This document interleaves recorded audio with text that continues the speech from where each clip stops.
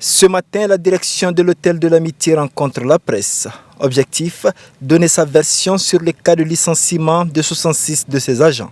Pour le groupe Grenada, qui a repris l'établissement en début mars, quelques jours avant que le Mali enregistre ses premiers cas de Covid-19, les congés techniques suivis de licenciements ont été le fait de la fermeture des frontières qui a impacté les activités au sein de l'hôtel. Avec la fermeture des frontières, on n'avait plus pratiquement à cette période-là plus ou moins 25 chambres seulement.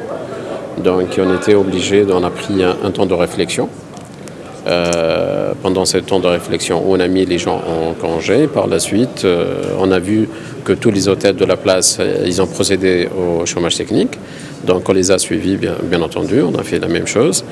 Sur ces 157 employés, l'hôtel a à ce jour licencié 66 personnes.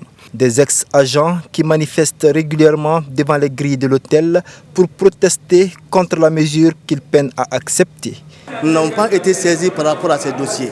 Les rencontres reportées au niveau de l'inspection du travail ont été notifiées et les raisons ont été évoquées. L'un des avocats de l'établissement, Maître Aliou Abdoulaye Touré, affirme pourtant que l'ensemble des procédures judiciaires en la matière ont été respectées.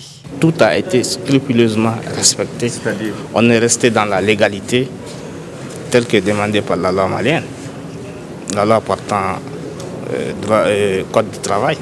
On a respecté scrupuleusement les articles L46 et suivants, puisque c'est dans ce cadre qu'on est. Si les manifestants restent campés sur leur position, les responsables de l'hôtel, quant à eux, affirment avoir terminé le calcul des droits financiers des licenciés et n'attendent plus qu'aide les payer.